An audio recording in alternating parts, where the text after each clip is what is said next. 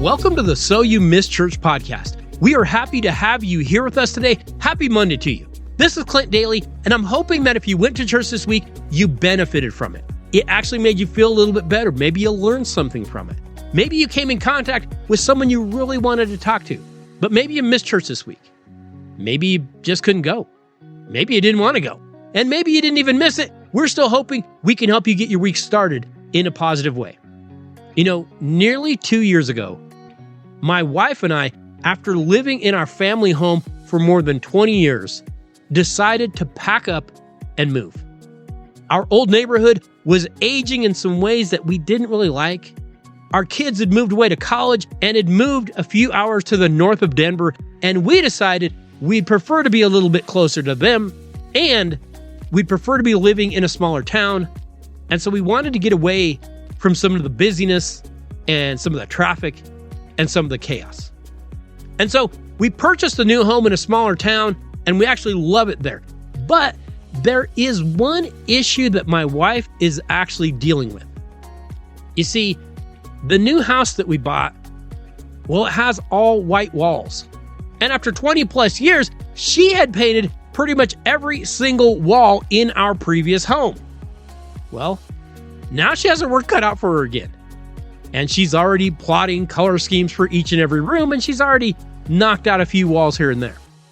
But did you know that there is actually a Jewish tradition that translates to reminder of destruction?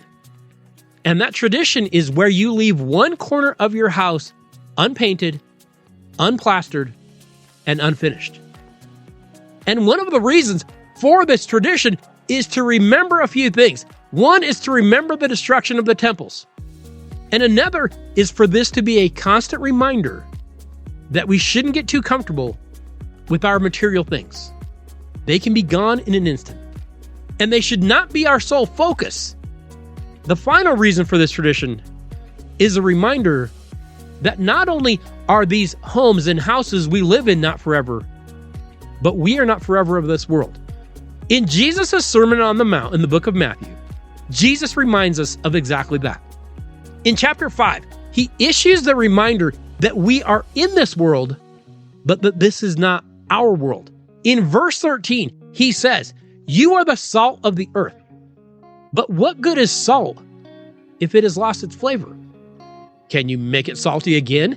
It will be thrown out and trampled underfoot as worthless. You are the light of the world, like a city on a hilltop that cannot be hidden. No one lights a lamp and then puts it under a basket. Instead, a lamp is placed on a stand where it gives light to everyone in the house. In the same way, let your good deeds shine out for all to see so that everyone will praise your heavenly Father." Do you ever turn on the news and just full on get depressed? Let me change the question. Do you ever turn on the news and just not get full on depressed? I think it happens every time, doesn't it? But do you ever look at all the fighting and all the hatred and all the blaming and all the waste and all the destruction and just feel that pain all the way to your very soul? Well, here is my reminder to you this week. As Christians, we must remember this is not our world. Now notice this one thing about what Jesus says. He does not say you are to be salty in this world. He says you are to be the salt of the world. We are to be different from the rest of the world. And he reinforces that when he says, in the same way, let your good deeds shine out for all to see, so that everyone will praise your heavenly Father.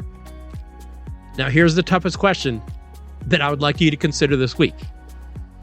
When people meet you, is there anything about you that tells them you're the salt of the earth? Does any aspect of your life let them know that maybe you're just a little bit different? And no, I'm not talking about being that one weirdo at work that everyone avoids. I'm talking about, do your good deeds shine for all to see? Do we show our kindness?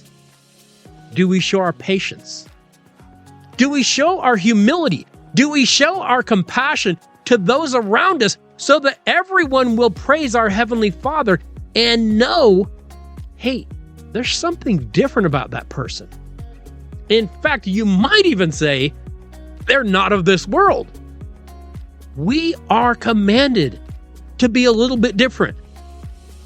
I encourage you this week, don't fall into that trap of the political arguments and the divisiveness and the hatred. Remember, this isn't our world. Now, as I say that, you may be thinking, okay, that's easy.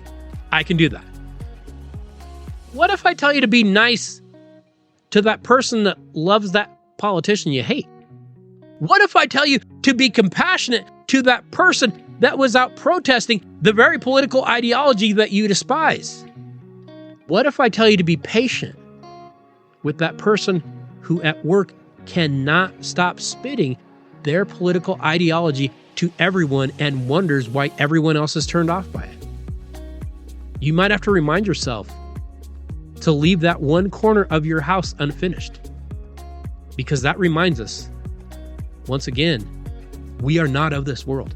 Hey, remember, you can always contact us at youmisschurch@gmail.com. Feel free to reach out to us. We would love to hear from you. You can follow us on Facebook or X at YouMissChurch, and you can subscribe to the podcast pretty much anywhere podcasts are hosted. Just search the words You Miss Church. It's going to pop up for you. If nothing else, you can always find us over on YouTube. Hey, I wish you all a very happy Monday, and I hope that you have a great week.